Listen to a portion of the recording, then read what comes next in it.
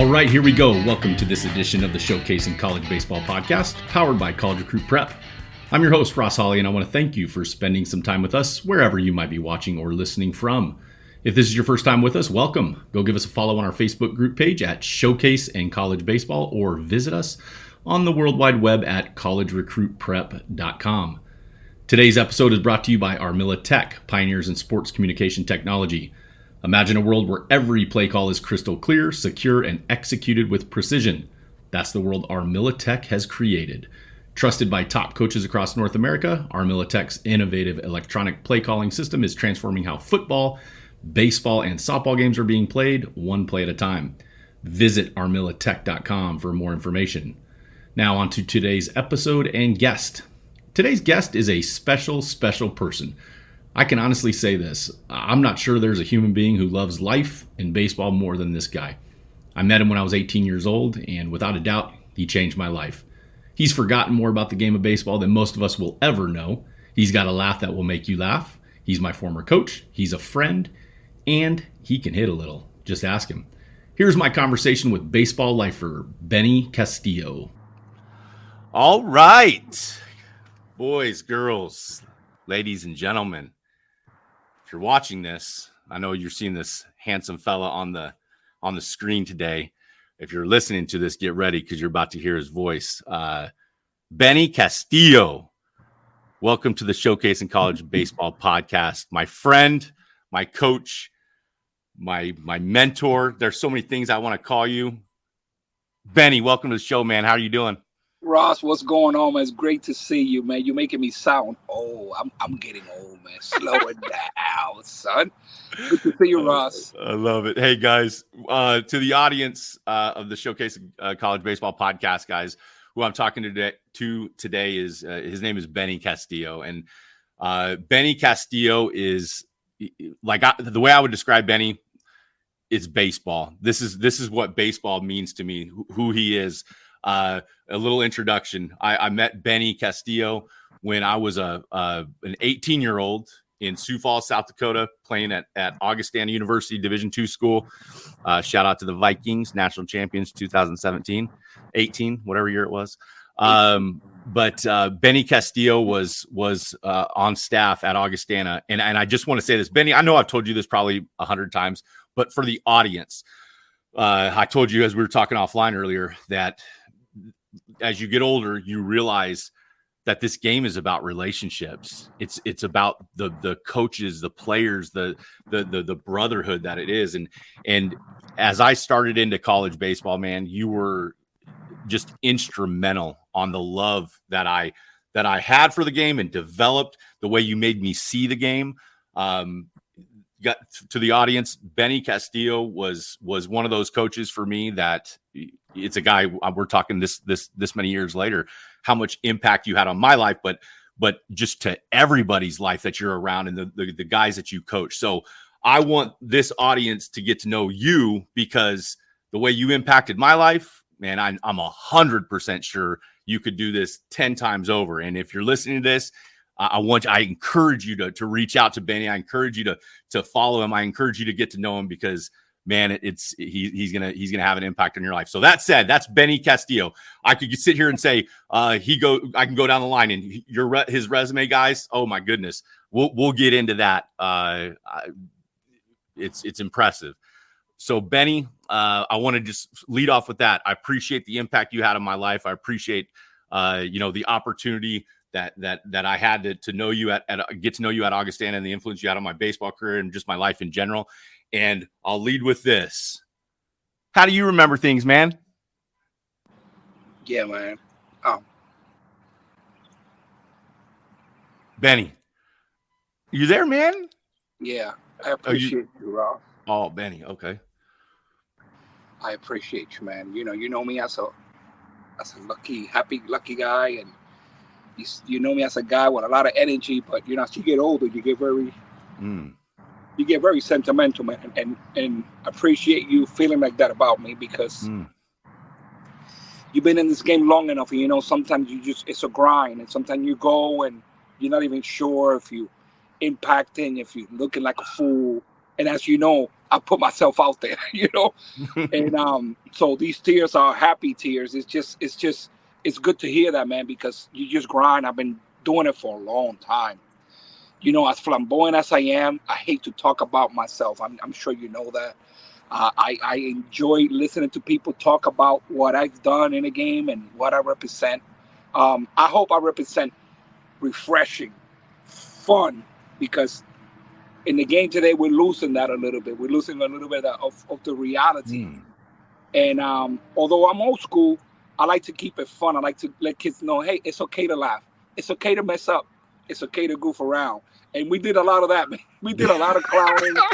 I was still young when I was coaching you. I thought I was hot. I was still playing, kind of finishing my career. So I came in at a pivotal point in my life where I was making changes, going from a young man to a grown man, and you guys helped me so much. In Sioux Falls, South Dakota, a freaking Dominican fish out of water, So yeah, man. I remember you and your brother, man, just being there all the time with a big smile, learning, young, eager, and you got your stuff handed to you sometimes, and you realize you weren't that good.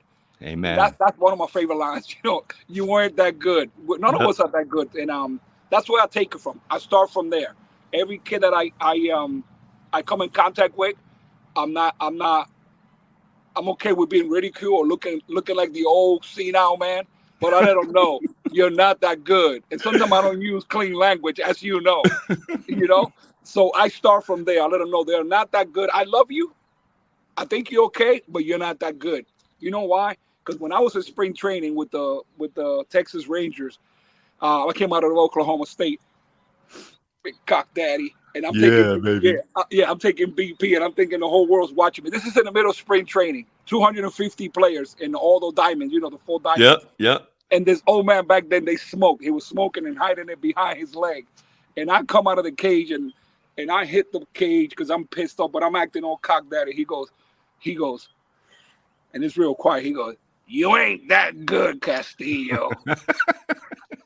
And I don't know if to be his ass or high. And I got all, and you know what? I went back to my room. I go, he's right. I'm not that good.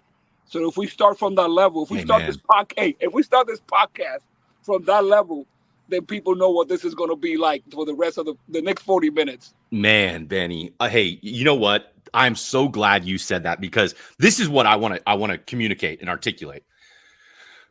I didn't understand that. Like when I was 18, guys, and it's okay to admit you don't know what you're doing. It's okay to admit you don't know what's going on. It's okay to ask for help. But what Benny helped me understand, that's crazy that Benny, that statement impacted you so much, because it impacted me. It made me realize, don't take yourself so seriously. What are we doing? Why is it so important? Back up a little. What are we doing? Yes. So I love hearing that. And I want to, Benny, I know you don't like talking about yourself, but listen, dude, it's important, because we're laying the train track, the foundation. It's your credibility, and guys, what Benny has seen in the game, what he's done in the game, he's forgotten more about baseball than most of us will ever even learn. So, Benny, I want to start with this. I want to stay directed, because I want to go in at a couple different dots on the timeline. I want to know about Benigno Castillo, and your upbringing, man, because of who you are and the spirit that you have, and how happy and energetic you are. Tell us about yourself. I want to know, where were you born? Where'd you come up? What was your upbringing like, in your early years? Man, listen, Ross, my life is like a movie, man. My life is like a good movie.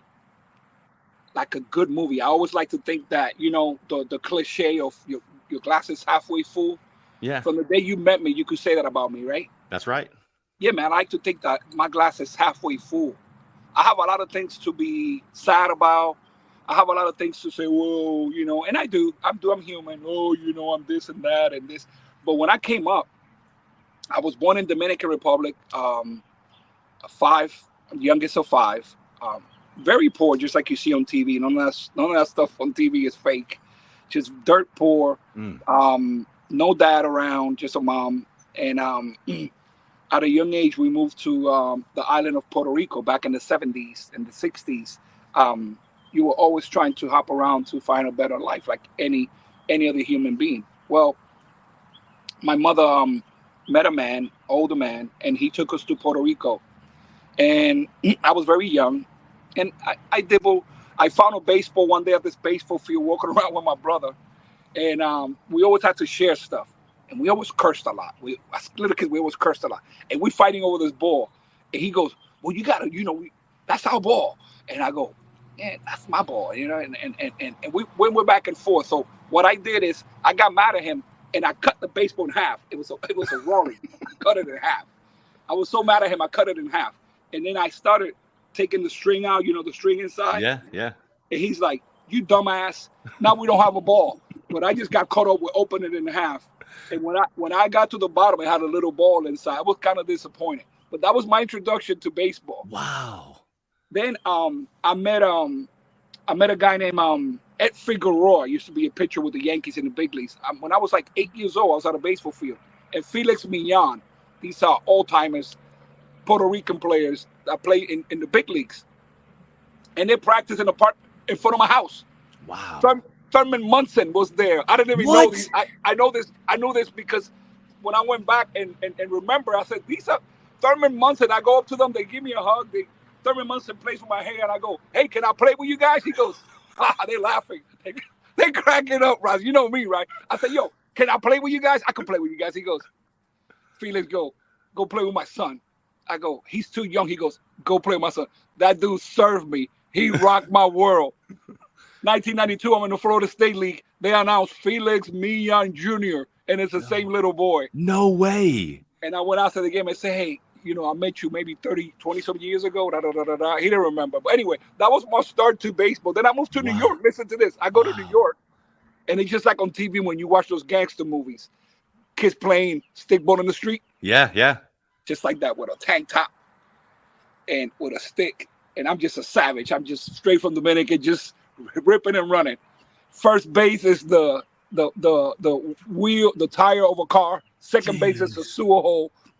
Third base is another car. Hopefully that car don't leave, right? Because we won't have a third base.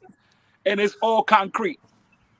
And every time I play, guys would hesitate to dive over a car. I'm freaking, as you already know. I'm diving over cars and I'm getting all caught up, but I'm looking like Craig Nettles and I'm looking like a superstar, like, oh, my Yankees. That's all I care about. I was looking like a superstar.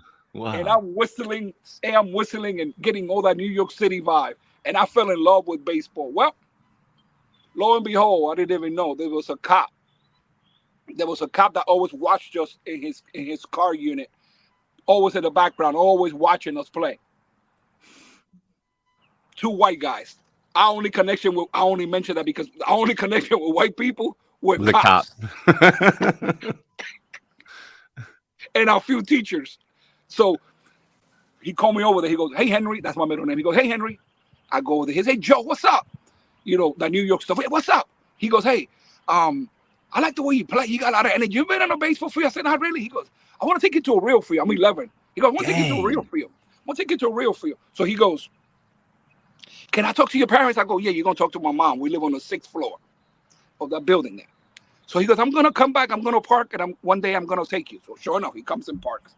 He's got that beautiful New York City. Remember those hats back in the 70s? Oh, man. Woo, he's walking. And all my boys are making fun of me. They're cursing me. They go, "Ooh, you in trouble." I'm like, shut up. Shut up. And I walk up, and as I'm walking up, this guy's real tall. I go, "Hey, Joe, I'm going to have to translate. My English is broken." I go, "I'm going to have to translate for my mom. She don't pick no English, Yeah. So we go in, knock on the door. My mother's kind of real quiet woman. She goes, "Oh, todo bien, Henry? Everything okay?" I go, Yeah. So we sit in the living room. I remember big ass TV with the big TV, the big console, and the smell of rice and beans in the house. And this guy walks in and he's looking around. He goes, "Hey, tell your mom that I want to take you to a real field." I said, "Mama, da, da, da, da, da." She goes, "Really?" I said, "We don't have that kind of money." He goes, "Don't worry about it. I'll put it up. It's like $20. I'll put it up." That guy pick me up on Saturday. I slept with my freaking uniform on Friday. Oh my gosh, Benny. And he takes me to a park, and I'm in this car. I never been. I think I've been in 2 cars my whole life by then. I'm in this car, just like, ooh. I've been in 2 cars, period. Not a police car. I've been in like 2 or 3 cars in my whole life. Did he take you in a? Did he take you in his squad car? Took me his squad car, and I'm freaking looking, and my buddies are like, my buddies now are freaking jealous. Now they talking all that shit. Now they jealous, and I'm in this car, and I'm like, and I get there to the suburbs. All this well-to-do white kids with gloves. Hey, with gloves. I don't think I ever had a glove in my life. With gloves. You're using a piece of cardboard or what? No. He bought me a glove. Wow. And it had a strap. And me with my ADD, I'm going the whole ride. So when I get there, Ross, I'm looking at this dirt and this grass, and I go, it's on. I looked at him and go, what? And they start hitting me ground balls. And I come back. He goes, you like it, Henry? I go, oh my God, the ball just goes straight. I said, the ball just goes straight. And people think I'm Dominican. I learned my stuff in Dominican Republic. No, I learned my stuff in New York City. I fell in love with baseball in the Bronx, New York. The Bronx. That's what I was going to ask, is which borough. So the Bronx. Okay, so this is when you're 11 years old. I'm 11 years old. It's a tryout. It's a tryout for a team that's going to travel the world. He gives me that glove. He goes, don't wear that glove. I'm going to try to get you an older glove. Don't wear that glove. He got me an older glove, but I wanted to show off. He said, don't wear that glove because the ball's going to keep coming out. And I'm like, I want to wear that glove. Well, I'm 209. They gave me a number with the, how the track. Wow. Yeah. I'm 209. The last day I get cut. Oh. That's what you see in me, Ross. I failed at a young age. That's why I'm so tough on you guys. I learned how to fail. I learned how to fail. Anyway, they called 290, I think, and he goes, I don't think they call you, Henry. I go, let's go check. And this old man in his bike tight shorts and his whistle and his yeah. And I go up to him, I go, hey sir, you called 209? He goes, no, I called 290. And I went home, went in my room. I told my mom, if Zach, Israel, and anybody comes to see me, I'm not here for the whole summer. She goes, okay, you're going to hide. I said, yep. She goes, okay, you go ahead and hide. I don't think they care. I said, I don't care. I'm going to hide. So the summer went, a couple of weeks went by. Finally, I had enough. I went down. She goes, they're going to love you no matter what. I came down. They all jumped on me. They, hey, Henry, we're very proud of you. So anyway, I wanted to tie that up, bring it together, because I failed at a very young age with something that big. And it taught me that, hey, it's okay to fail. Wow. Benny, I mean, I love hearing that story because I love hearing just everybody has one of those moments where it's kind of like, whoa. I remember for me, it was second grade going and watching the University of Texas. Might have been watching you play when you were at Oak State playing against those Longhorns down at Dishwalk Field. But I remember I hated those guys. Oh, everybody does. Well, not here in Texas, but they're learning to hate them. But everybody has that moment. And I remember such vivid, that's what I love about baseball, Benny. Like the memories, the smells, the feels, there's so many vivid memories of my early baseball development and growth, right? And that's the stuff that as an old man now, I look at it and I say, that's what I remember. The just like that childish type stuff. So let's fast forward here. Because there's so much to say for your baseball background. You played. I know you went to you went somewhere to school in Ohio, and then you transferred to Oklahoma State. You played under legendary coach Gary Ward. You played with the Boppers. You were part of an era of college baseball. I don't think that this younger generation, this generation now, you're kind of starting to see. There's some bad dudes out there right now in the game of college baseball. But when you were coming up, it was like with your team in particular. You used to tell me, Benny, that when you were coaching at Augustana, and I just know this. Hey, whenever I was listening to you, man, I was like just a puppy. Like, oh my gosh, it's really like that. You would tell me that you guys would be out at games at Oklahoma State, and other teams would be asking you guys for autographs during BP. Taking pictures. Tell me, I want to hear about. I want to hear about your kind of your college experience and like where you started and where you finished, and kind of give me some insight into that. So when I went into high school, we didn't have JV, so you either made the varsity or not. And I wasn't that good. I was always a skinny kid, tiny kid, fragile. Did you know that? Did you know that about yourself? Yes, of course I did. Like that you weren't that good? Yes, I did, but I had a heart. I just knew it was just a matter of time before Wow. my size and my talent caught up with my desire. Ooh. These kids do it backwards now. They all want to do it backwards. Oh. All the coaches, even the kids that come to me, all the coaches, all the technology, they want to do it backwards. You first got to check yourself. So I knew that was just a matter of time before my talent and my growth would catch up with my desire. My desire was, I was still kids. I weighted 125, but my balls weighted 124. Remember how I used to drag my leg in practice? I remember. Yeah. Yeah. You remember that? Oh, dude, I can see it right now in my eye, in my imagination. So when I was in high school, I was 125. My chemistry teacher, Mr. Paul Gordon, fell in love with me. He even wrote a little story about me before he died, a fictitious story about how I came with some cigarettes in my T-shirt, like back in the day. My white rolled that pack up. Yeah. And he said that I was hanging out with the wrong crowd. He just made up the story, man. But I made my high school team, and I was little Benny, always little Benny. And then when I left, my senior year in high school, I was okay. I got to play a little bit.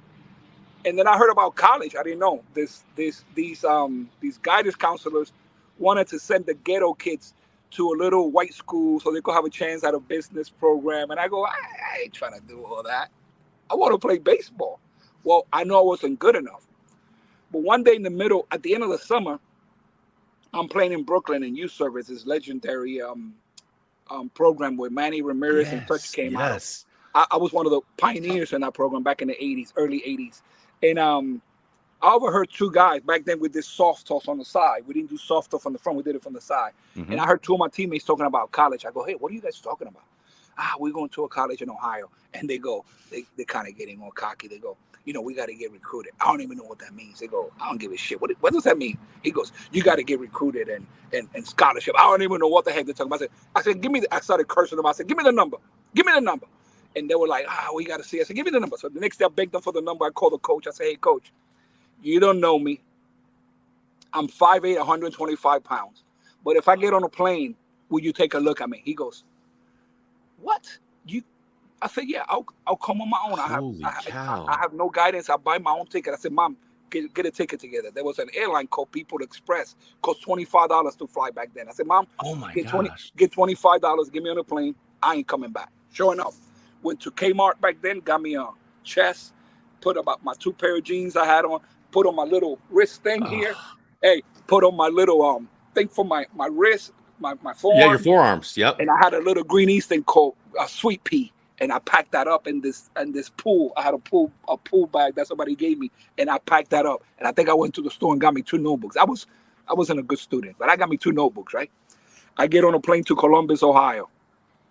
Some black guy picks me up to Wilberforce, Ohio, about an hour and a half. And wow. Believe it or not, I was a real quiet boy. I'm in the little corner like this the whole time. He goes, you don't say much. You sure you're from New York? I go, this is my first time really away from home. And I'm going through these cornfields. And then he drops me off. He goes, here you go, son. Good luck. And I'm looking around going, oh, my gosh. Not where now kids get all this recruiting trip. Parents go set up their dorms and all that. I kind of cry sometimes when I think about that because I had to figure that stuff out on my own. Anyway, I started watching athletes coming by. Well, I realized I'm in an all-black school. I go, all right, cool. I have boys that were black. Who cares? So I go to the main gym. I see guys, football players and baseball players like this. And I'm going, oh, man, maybe I came to the wrong place. Show up to the baseball field because I'm like 3 days later. I show up to the baseball field. I'm always when you're going, yo, Benny, what the heck you doing here? I'm going, I'm here. Don't worry about it. I'm here. The two boys that will be secretary. I go, well, Ross, listen, man, to cut the story short, everybody wants to talk about my Oklahoma State. Central State University is the best program that I ever played for. Central State University. Little black school in Xenia, Ohio. It was a football school then, and we came and turned that place out. Wow. And I came in at 125 pounds. I started lifting weights, which was brand new into baseball at the time. Yeah. I took a swimming class and I started growing. Well, that fall I grew 3 inches. Ooh, here we go. And listen to this story. A classic Benny story. I went there as a pitcher throwing like 71. I said I was getting rocked. I had a nice little curveball in high school. Yeah, I had a little nice curveball in high school, but they was getting rocked. So in one game, I went like this. Look, in a hood hustler fashion, I went in a game. Right? I can't do it anymore. Yeah. So the coach put me to the side. He goes, "Listen, Benny, you didn't get hurt, but it's okay. You're not going home." I said, "I don't want to go home." He goes, "Here's the key to your dorm. Here's a passer. You can have 3 meals." First time in my life I ever had my own bed. Holy cow, Benny. And first time in my life I ever had 3 secure meals. I wasn't starving as a kid, but 3 I knew secure meals. Wow. And I look back one day to the dorm, walk into the park, and I go, "Oh man, I'm gonna tear this up." Well, anyways, I started working. I started begging the coach to put me in to hit. And one day he put me against Urbana University. He put me in. I got a little hit. And everybody at the dugout laughing, going, "Oh, look at little Benny." Wow. Well, little Benny wasn't little anymore. I beat everybody to the gym every day in the morning at 5 in the morning. I was the last guy there. When guys were complaining about the food in the cafeteria, I stole it from their plate. I stuffed it in my pocket, and I was eating 24/7. Now I'm getting bigger. I gained about 30 pounds. Well, just to cut the story short, I became one of the best freshmen in the country. I hit like 15, 16 home runs. Wow. From a guy that was a bench player in high school.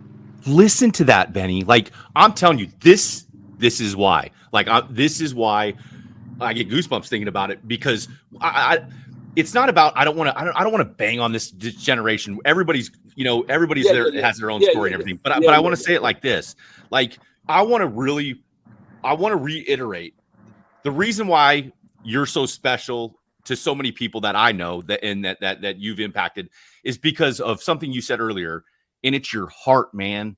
Like, you can't fake your heart. You can't fake whether or not you love or out. Are you in or out? You can't fake. That's right.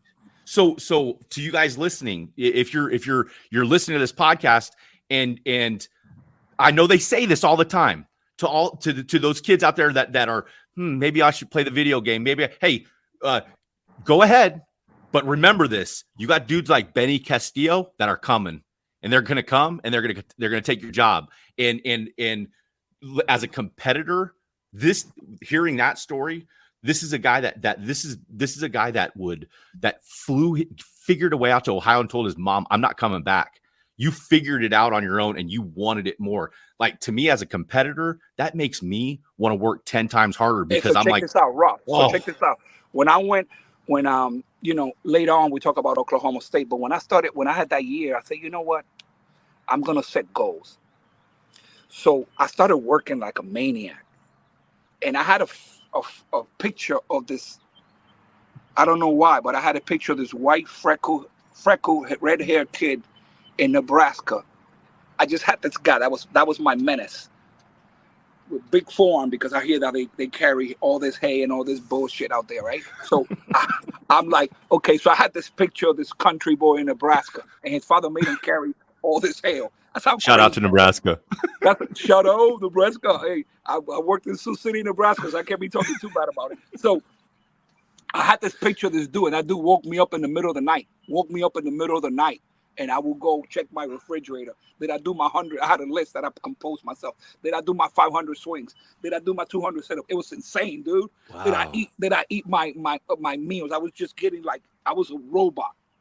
No social life, no contact, no girlfriend. There was none of that girls. And people thought I was gay. There was none of that stuff. There was none of that stuff because I was consumed with being like going to places that friends went to that I know I could get to. It's just a matter of how can I get there. Benny, I want to know this. Why baseball? You could have been consumed. Like, it could have gone, maybe it would have basketball, football. I want to know this. Why baseball? Why did you become obsessed and fall in love with the game of baseball? Because of the Yankees. Wow.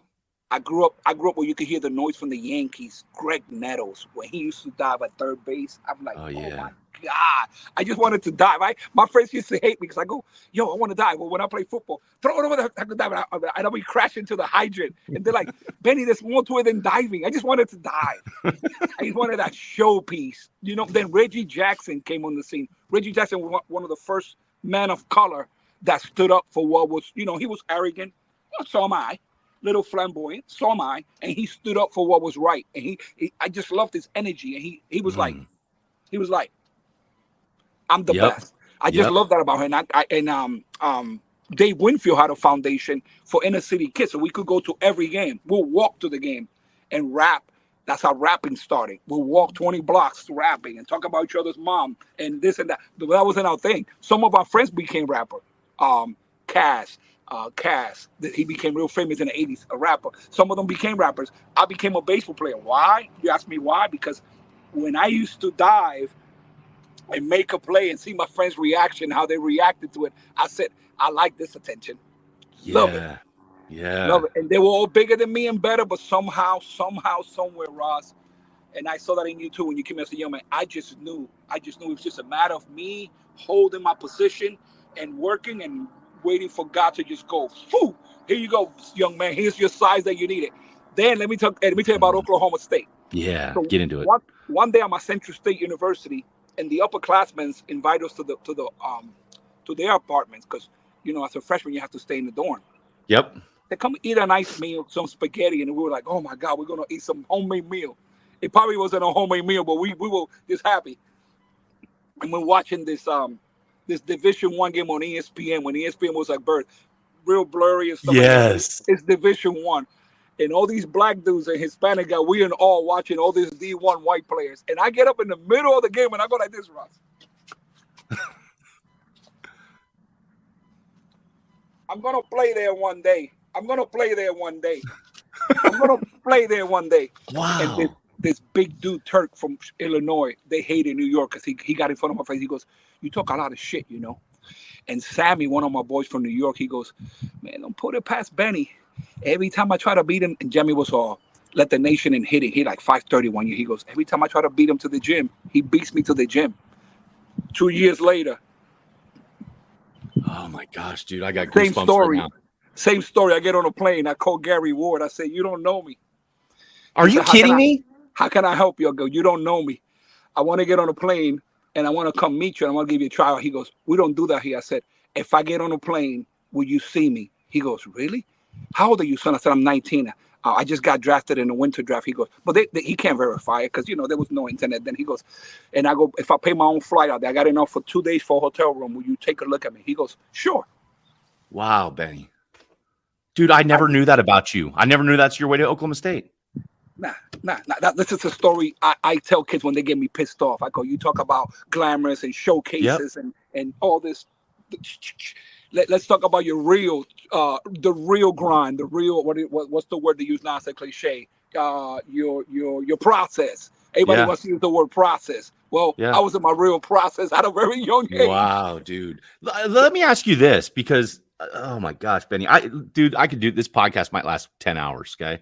And I don't really care if it does. I hope it does.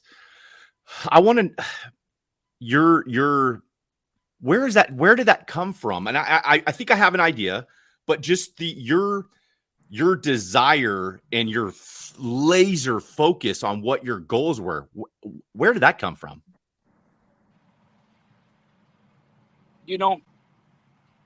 When you grow up in the Bronx, when you grow up in places like New York City, a lot of well-to-do people or middle-class people that are comfortable, they don't want to hear stories like that. Oh, it's the same old story. Nobody wants to hear that you had it rough. We all had it rough. Remember, when you have it rough, when you have it rough and you're an outcast, I never looked at it that way, but when you have it rough, that's an internal, not for everybody, but that's an internal thing for some people like me. I'm a freaking animal. I want to rip your heart out. Yeah, you do. I want to have what you have. And not because you're white and you're middle class. I just wanted the same opportunity. And that's what I want for all my kids, whatever they're from. So when I was growing up, I used to get on the train. And I was very observant. I had my Walkman on, Do you really want to hurt me? And I'm jamming to my music, right? Do you really want me? Hey, and anyway, I'm on the train. I'm watching all these people, right? And I'm watching as the train is going through downtown, through the middle town, to uptown. And I always notice the same population get off in the same stops, and then this population gets in the same stop, and this population. And I started putting it together. Well, there's social classes. As a young boy, I started realizing there's social classes. There are places that I'm forbidden to go into because that's just the way it is. I'm not in that. I'm not in that status. And I just started telling myself, instead of getting all pissed off, I watch these well-to-do business guy with suits, expensive suits, you can tell, going on Wall Street, because my school was by Wall Street. And I go, how can I get on that status? And I just started researching. I started watching people. I started going, how can I get on my hustle? How can I go to Princeton? I just knew I wasn't that kind of a student. So how can I go to college? How can a Dominican, poor-ass Dominican kids with no dad, no resources, on public assistant and freaking Section 8 roaches and rats bigger than you. How can I go to a college? Nobody in my family has ever gone past high school. How can I do that? And that was just my mission. Man, that makes, oh gosh, kind of, it makes sense. And I want to go back because I know this, people listening to this, guys, I want to hear more about this Oklahoma State because, guys, we're talking big time stuff. Gary Ward is one of the most famous, legendary, winningest coaches, one of the most well-known names in the history of the game of college baseball, period. Gary Ward, the sequential unlocking of body parts to maximize bat speed at the point of contact. You got that written down. You got that written down. I swear I don't. But I know this. I used to think about that. You told me that phrase one time. You said, hey, and back then when I was 18, 19, I'm like, what does that even mean? The sequential unlocking of body parts to maximize bat speed at the point of contact. You know what? When I started to really think about pitching after I've started to play, and even after my playing career, I started to think it's kind of like pitching, you know? And so that phrase stuck in my head, and it was like the sequential unlocking of body parts to maximize arm speed at the point of release, right? Similar type stuff. I want to get to you on Oklahoma State. You call Gary Ward, you get a tryout. You go try out. What happened? The secretary goes, can I help you? I go, I'm Benny. He goes, oh, Benny that came from New York. I go, yes. He goes, I don't know when he's going to be back. I said, in typical Dominican fashion, we wait 20 hours and we have to. I'm sitting there and she's bugging me every hour. And I'm thinking, how can I get this lady to disappear? She's asking me if I'm okay. I'm like, yeah, I'm good. I'm good. We're good. And I'm just sitting there. A couple hours ago, remember, I got drafted in that winter out of a JUCO. I went from Central State to a JUCO and tore it up. Got drafted in the last winter draft in the 4th round by the Indians. Wow. So I'm bigger. I'm puffed up. I'm 6 foot. I'm chilling now. Now I'm thinking I'm pretty good. Man, when that man showed up, I crumbled like a little girl, you know what I mean? We always talk about the little. Yeah. Anyway, yeah. He walks up and he got them glasses and country boy, he walks in. He got a chew, right? Can I help you? I'm like, oh. I said, yeah, I'm Benny Castillo. He goes, oh yeah, come on in. This guy takes me in his office. I've never seen an office that big, all mahogany, and all these trophies and all these flags, and I'm sitting there going, I thought I was pretty confident. I'm like, holy man, I'm watching Peter Cavilli, and I'm watching all these guys that I saw on ESPN. I'm going, whoa. He goes, how can I help you, son? I didn't know what to say. I remember he leaned back on his chair. You know those office chairs that lean all the way back? Yeah. And he's like this, look like this, like a big shot like this. And I'm going, what do I say to this guy? I got no representation. All I got is just me, 19-year-old. What do I tell this guy? He's like, I understand you just got on a plane. You wanted to check out our program. I'll say, yes, sir. I just got drafted. I got a scholarship. I just found out what a scholarship. I got a scholarship to a bunch of schools, Alabama, Tennessee, Kentucky. I had scholarship to all these schools. They used to fly in to come see me in JUCO. I didn't even know what it was. My coach said, Benny, there's a coach here that want to see you. And I go, I'm training. He goes, I'm stretching. He goes, you gotta come see these people. That's what you gotta do. And I'm like, I'm stretching. the GM from the Indians came, and I'm like, I'm stretching. He goes, so you gotta come see him. Anyway, all these schools that I go, I asked my friend, what's the best baseball program? He goes, Oklahoma State. I said, that's where I'm going. He goes, no, Benny, they didn't give you scholarships. I said, that's where I'm going. Dang, dude. So I showed up there. I told him, he goes, how come you didn't take your scholarship? I go, I want to play here. Oh my gosh. He said, well, really, we really don't do that. We really don't give tryout. I said, but I think he was impressed when I told him I was drafted and all those schools. And I started rattling, right? And he had to wait for the next Baseball Weekly edition, Baseball America edition that comes out every month. So he had to believe me then. He couldn't wait a week, a month, maybe pass on a talented kid, right? Yep. So listen to this, Ross. He goes, okay, I'm gonna try you out. Come back. I come back. I go in the locker room, and I'm cocky. I'm 19 years old, and I think I'm pretty hot. I wore my wrist tape, and this trainer doesn't even know me. I put my hand on his chest, and he goes, I'm nobody. He goes like that, whoa. And I go, tape me. He goes, no. He throws me the tape, and I tape it myself, and I'm looking at him going, bitch, I'm going to put my hands all over you one day. I'm thinking, right? Put the pre-wrap, put the tape. Yeah, looking good. Looking good, right? Just for show.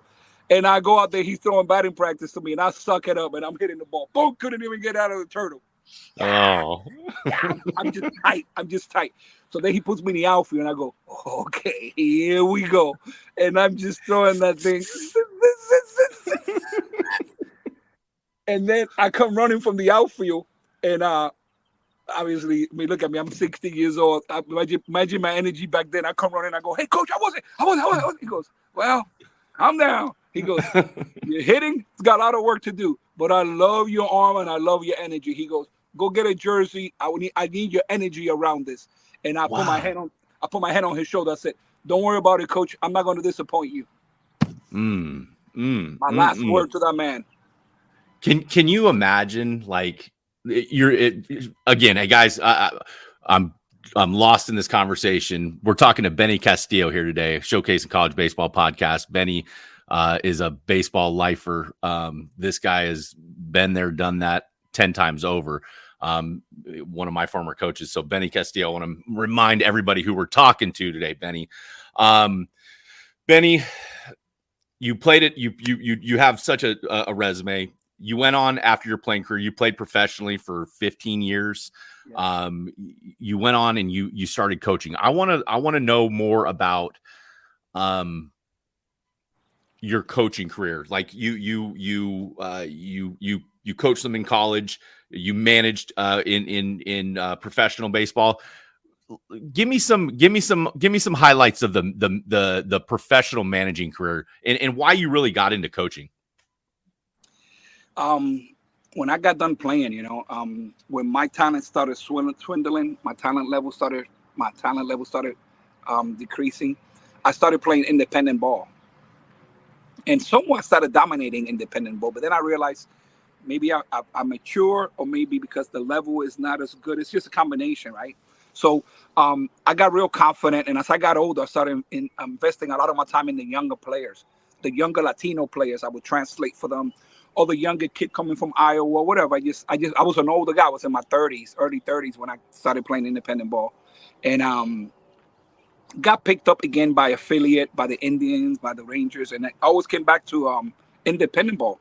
And one day, Gary Ward at Oklahoma State, he goes, Benny, one day you're gonna be a good coach, because I used to do his summer camps, and he always said, the way you touch kids, the way you talk to kids, one day you're gonna be a good kid. And coming from him, I'm like, whoa, Yeah. So I started believing that. And then when I got older in my career, when I knew I wasn't going to go anywhere, I just used independent ball to have fun and to kind of get ready for my coaching career. And a friend of mine, Harry Stavano, one of my dearest friends, he bought a team, the Sioux Falls Canaries. Yep. And I'm at Augustana coaching you guys. And I come home before the cell phones. I come home and check my messages. He goes, you got one message. Hey, Benny. Hey, Benny, call me. I got something to tell you. Call me after class. So I called him. He goes, he was a crazy ass Greek. He goes, I just bought a team and I want you to be the manager. I said, no, I'm 31 years old. Holy cow. He rattled all these players that play in the big leagues and triple. I go, no. He goes, yes, you're gonna be my manager. And for weeks, man, when I was coaching you guys, I'm just thinking about it, getting nervous. And he goes, Wow. you're gonna be my manager. I'm gonna get you a pitching coach that's older, that was in the big leagues, that's gonna protect you. And that's how I got into managing. Wow. Okay, so you went from the Canaries, and I know you managed, I want to say, in the Marlins organization. Yeah, that was my first job in affiliate. Yep. Okay. Here's what I want to talk about. You because to me it's such when you describe the way Gary Ward, the way you are with young men, like the way you are with the players, that's what I felt. I know this for you guys listening. We're talking to Benny Castillo today. Don't make me cry anymore, baby. Hey, dude, I'm not going to. But your BP, you made me feel like Babe Ruth. I was like, oh yeah, but I knew you were a natural as a coach. So what motivated you? What motivates you as a coach? Like still to the day, guys. Benny runs a facility in Lakeland. Did I say that right? Lakeland? Yes. Lakeland, Florida, called Cool Breeze Academy. Guys, he's still giving to the game this day. He is all baseball. So why? What motivates you to keep getting after these kids? Because I know that it's bigger than baseball. I used to love watching in your eyes when I threw BP to you and when you sucked, and I looked at you like a sun in your eye and I go, really? Oh, man. Really? Yeah. Is that what we freaking practice? And get your ass back in there. So I just like that interaction, talking to you like a kid, like you're my son. Yeah. You know, I have a daughter, Bailey. Yep. She had the worst of it because, can you imagine? Oh. I mean, at one point I had to hire a coach because it was just, I couldn't do it. I can't, you can't just turn that off. Right. So you asked me why I did it is because when I threw BP to you and I'm investing all my energy in you and you're not giving me all your energy, I just want to pull you to the side and really strangle you, really. Like, yes. I want to go back to those days where we could slap you on top of the head and say, hey, man,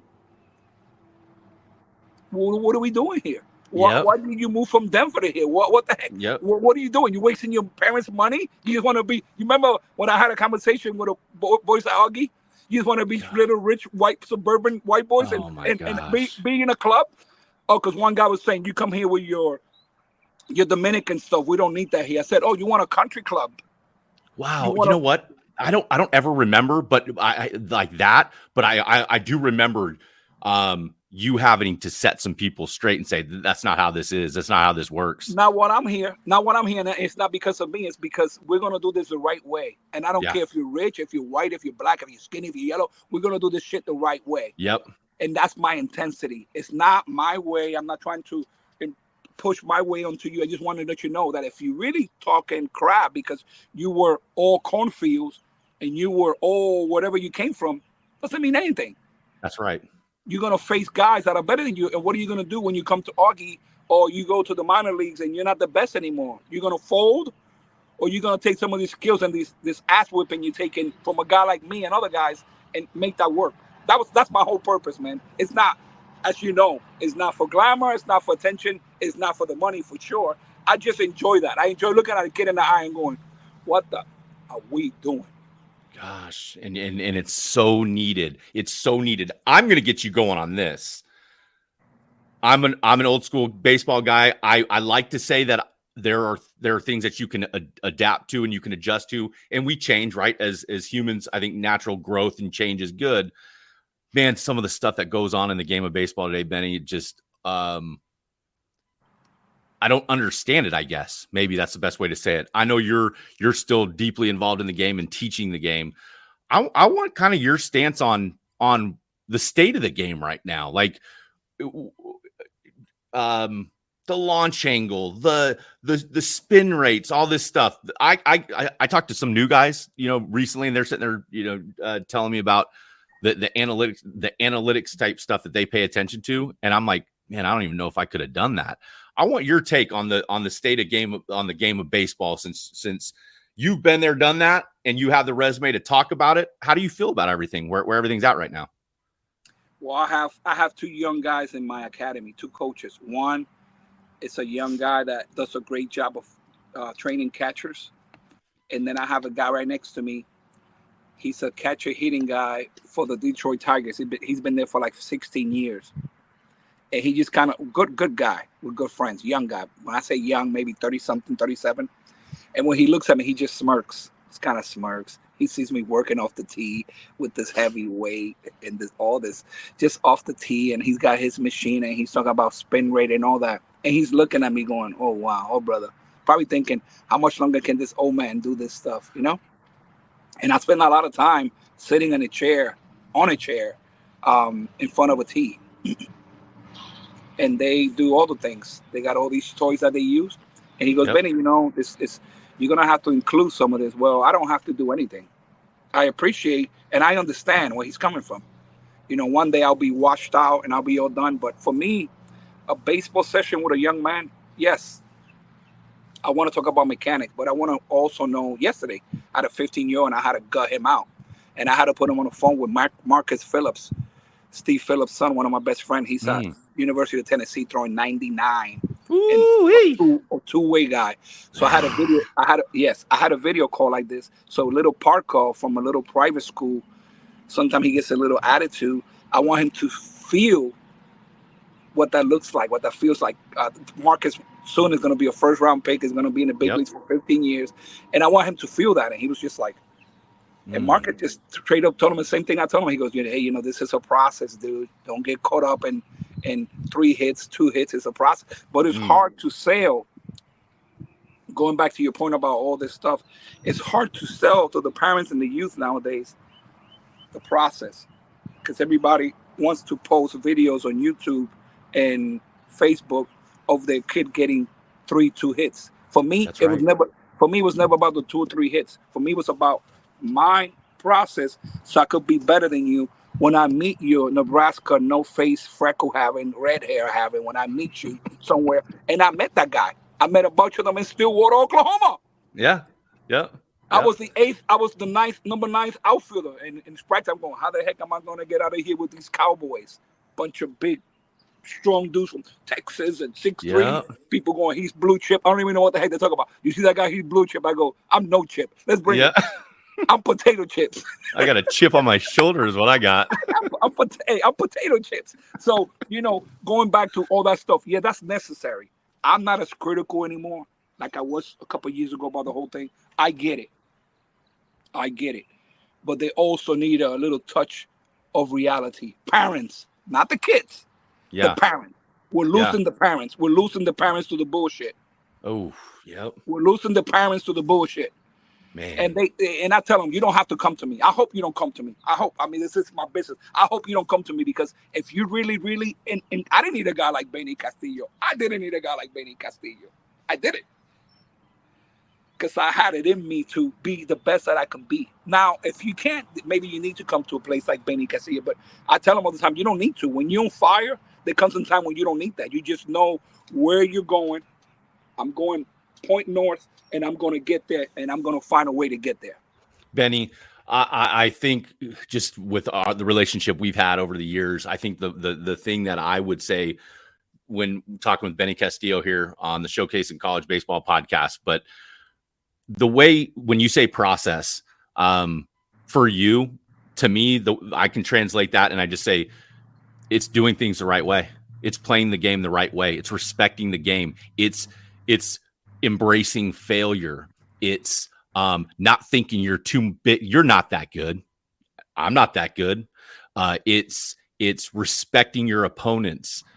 It's having fun. It's not taking yourself too seriously. So when you say the process, man, I feel like as this conversation has gone on, I'm able to have this like clear description in my head of, you're right. So many people, they talk about process. What is process? And I think that's like the bridge between old school and new school. Is old school, I'd like to consider myself older school, like, right? Because I would just like to consider myself that, my train of thought. But I think that's where the gap is the old school is, you don't understand. Like, congratulations, you play on the best 15U team in the country and you're flying all over the place and you have all the gear that you want. That does not matter. You still have to go through this process to get to the top, to really get where you're wanting to go. Is that accurate? Is it kind of the way that I'm saying that? Is that kind of what you feel? What would you have to add on to that? Well, it goes back. You remember when my 209 number? Uh-huh. I think every kid should fail. I always argue with Julie, my ex-wife, about Bailey. I said, let her fall on her face. Let her break her nose. Let her do whatever. But it's tough. It's tough, especially as a mother, right? And she was okay with it. But it's tough to let your kid fall. But nowadays, we just have too many safety nets. And the kids don't know how to fail. I'm so glad that I failed at a young age. I'm so glad that I got to see people better than me, that have better stuff than me on the train. I'm glad that I saw bad things. Now we're trying to hide our kids from bad stuff and good stuff and from real life. I'm just so glad that I got to live a full life at a young age. And I got to realize, if I'm going to go to Oklahoma State, I better find out what those boys are eating and what they're doing. Golly. And when I got there, people fell in love with me because of my energy. They could never tell you Benny was a great player, but they could tell you that guy showed up. He wanted to eat that field. Hey, man, you used to say, hey, some of the best advice I ever received, because I want to get into this. A couple more questions here, Benny. Some of the best baseball advice I ever received was from you, okay? And here's what you said to me. I remember sitting down with you my freshman year, and you said, we were talking about professional baseball, and you said, Ross, as long as you're playing, you have a chance. Yes. As long as you're playing, you have a chance. And I hear about your and another piece of advice that you gave me is you said, do you want to be a big leaguer? And I'm like, yeah, I mean, I want to play professional baseball. I want to be a big leaguer. I want to be in the Hall of Fame. He said, watch what they do. Watch what they do. You think that watch what those guys do and go do what they do. It's not rocket science. If you want to be if you're listening to this today and you're a young man out there listening, you got dreams of playing in the game at the higher levels, like, pick your spot. Benny said, hey, Oklahoma State. What did he just say right here? Benny said, what are those guys doing? What are they eating? What is their, that's what I got to do. If you want to be in the big leagues, do what big leaguers do, right? The best advice ever was, as long as you're playing, you have a chance. Tell me what that means to you. You know, we want to complain. We want to quit when we go 0 for 5, when we get rocked, when we have a couple bad outings. We want to quit. We want to quit, right? So it's, to me, it's how deep does that hunger of you saying that you want to be successful? How much does it wake you up in the middle of the night, man? Stuff used to wake me up in the middle of the night and sweat. I wanted to remember this because I used to remember getting up in the middle of the night, going to get a piece of food or sandwich in the middle of the night, 2, 3 in the morning, and I'm walking the hallway going like this. And then I run into my sister. She happened to be up. She goes, "What's wrong? What's wrong with you?" And she wakes up the next day and says, "Mom, what's wrong with this dude?" And I go, "Girl, you don't know about that." And it wakes me up. And it would wake me up in the middle of the night, Raz, and I'll be there doing my push-ups and drinking my protein, whatever, you know. So to me, it's like, to summarize this whole podcast, it's like, how deep does your bullshit goes? Is it bullshit up here, or is it in here? Well, you just digging deep and then going, I'm gonna kick somebody's ass. There's only one ticket to Stillwater, Oklahoma, mama. I only got one-way ticket. Don't send me the other one, please. I got no plan B. I have no plan B. Ooh, I have no plan B, mama. Don't get me that ticket. I don't need it. Oh, what about? I said, don't worry about what about. They ain't going to be. No, what about? Listen to that. Benny, as we kind of, one or two more questions here, as we kind of wind this down, I want you to, like I said at the beginning of this podcast, the reason why I brought you on today is because the impact you had on me. I want you to impact. I want what you gave me. I want you to give to other people, and I think you're doing that right now. But specifically, let's give me some advice. What what's your advice to those young players out there that are wanting to play at the next level? Maybe they're stuck, they're down on their luck, they're not really sure if they should keep going. What's your advice to the younger players out there, wanting to play at the higher levels? Here, I'm gonna promote myself a little bit. So I'm putting a group of kids, teenagers together to take them to Dominican Republic for this summer. 99% of them are suburban, well-to-do white kids. And I have to mention race because American kids are losing the battle to professional baseball, to these international players. Not just in baseball either.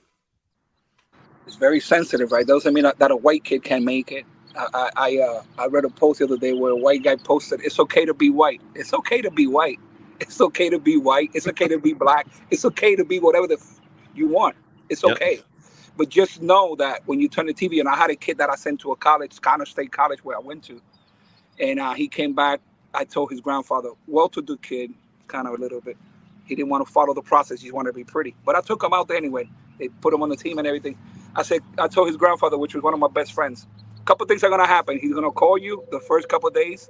He's either going to complain about the food in the cafeteria. The second day, he's going to complain about the weather. Then he's going to complain about the kids being loud. And then he's going to complain about the coach. Or it could be this and that, showing off, just like this. Wow. Oh, he's complaining about the food. What did I do? I just stole his food and ate it. Then he complained about the Dominican Republic that may be 25 instead of 20. Who gives a shit? Then he complained about not getting an opportunity. Well, he was home after the first semester.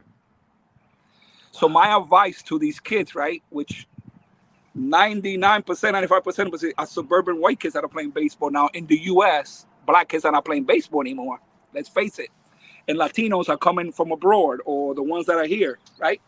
I'm not saying that if you're suburban, or if you're rich, or if you're white, or this and that, you're not going to make it. It's just you have to have a device in you, like a car has a GPS. Yep. A device that goes lock mode.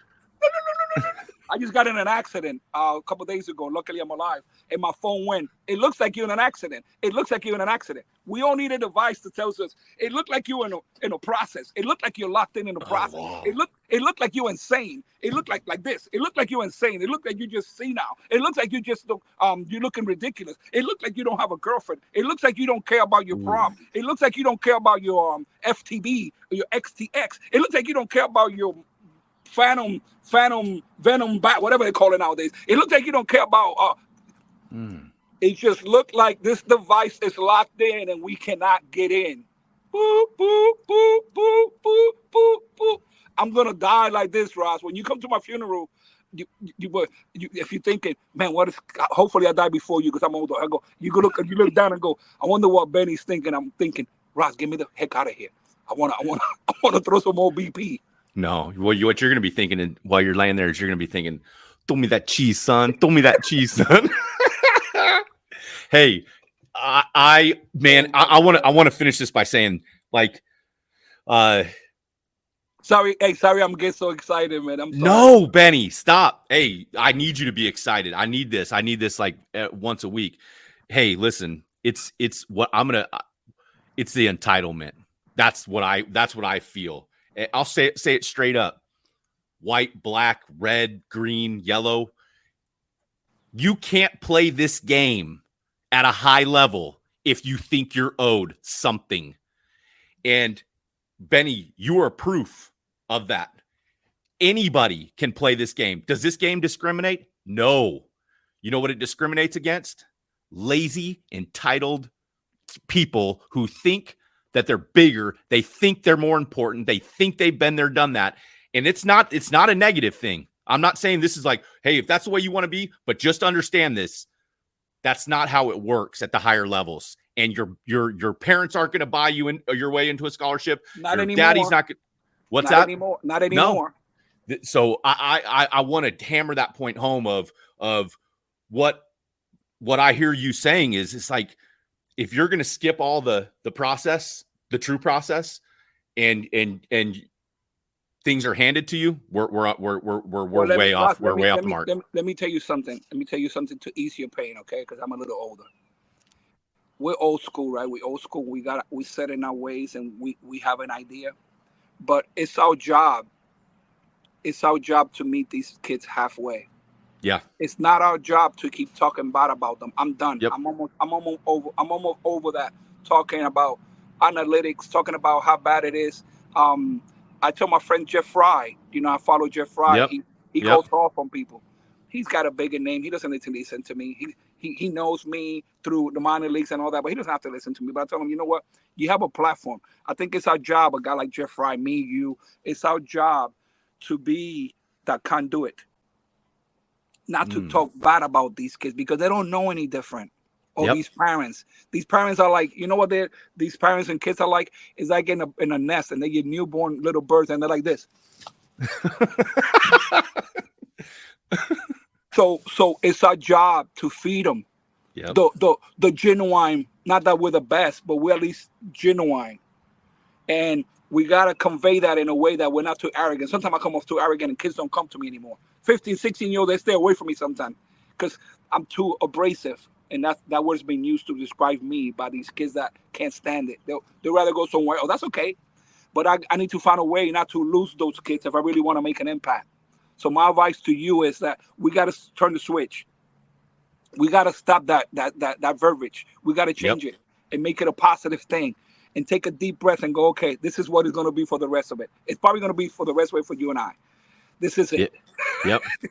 Hey, and I love that perspective, Benny. And I always say this to anyone that I talk about, just the college recruiting process in general is, it's not about where you can't play. It's about where you can play and and let that fire in your heart, motivate you to find that place. Because listen, the baseball is the most beautiful game in the world, and the relationships and the connections that you're going to make far exceed anything you'll ever do on the field. Yes. It's more about the relationships and the networking and the connections. But Benny, man, I want to say this. Number one, I want to thank you for your time today. I know, man, you're a busy dude. I want to thank you for your time. I love talking with you. We're going to do this more. Even on this, we could probably do a weekly episode with you. The Benigno Castillo, vámonos. Oh man. Rob, hey, listen, let me tell you something real quick. Yep. The best gesture a coach ever done for me, it was a guy named Matty Alou. Remember the Alou brother, Felipe Alou, Jesus Alou? Yeah, Alou. Yeah. They play the outfield together. The only three brothers that played in the big leagues together in the outfield. Mateo Alou led the league in hitting for couple years.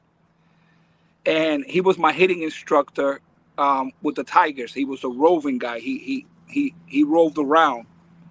And when he came to Fayetteville, North Carolina, he took all the Dominican kids and put us together and took us to our apartment and gave us a ride. And he cooked for us. I remember this old man, this freaking big leaguer, cooking for us. And I'm watching this old man, old. He died recently.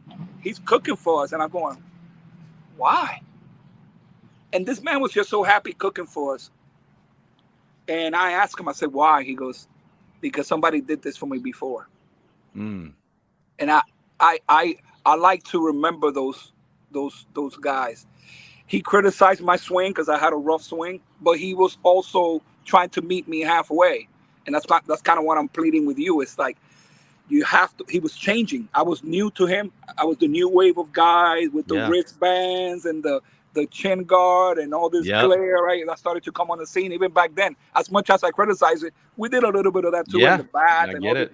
Right? So he was trying to meet me halfway. As much as he hated it, he was trying to meet me halfway. So guys like you and I that are in a position, especially you now with the show and your position, and you go into people's living room, you go into families, you talk to families. We're in a position to impact. The only way we're going to impact is not by shoving stuff down their throat. That's me. But I'm changing. I'm trying to be that. Okay, man, this is where I came from. This is where I am. Can you show me what you do? And I could tell you if this is going to work out just by experience, because some of that stuff is not going to work, you know? Yep. No, Benny, that's really, really good stuff. And man, I'll just say this: we're going to wrap it up, and the Showcase of College Baseball podcast with Benny Castillo today. We're going to wrap this up and just let you know, man, Benny, you're one of the best guys I've ever been around, one of the best coaches I've ever been around. I want to thank you for that, and I want everybody listening to this, watching it, reach out to this guy. Like, raise your hand, ask for help, because when you have resources available like this, and we don't use the resources that the game has given us, the game of baseball has given us a resource like Benny Castillo. Raise your hand, ask for help. This dude will help you, and he'll help you more than you'll ever know. So, Benny, thank you for being on the podcast today. I love you, my friend, and we'll talk soon. Okay. Love you. Hey, give us a final comment for our audience and take us out. I can hit a little bit. Ross, I love you, man. Bye-bye. See you, Benny. All right. Again, I want to thank Benny Castillo for taking some time to talk with us today. Go give him a follow on Facebook, and if you're in the Lakeland, Florida area, hit him up.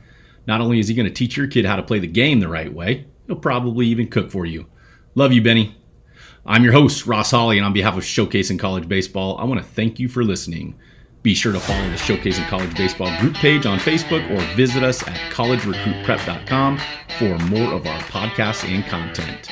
We will see you next time.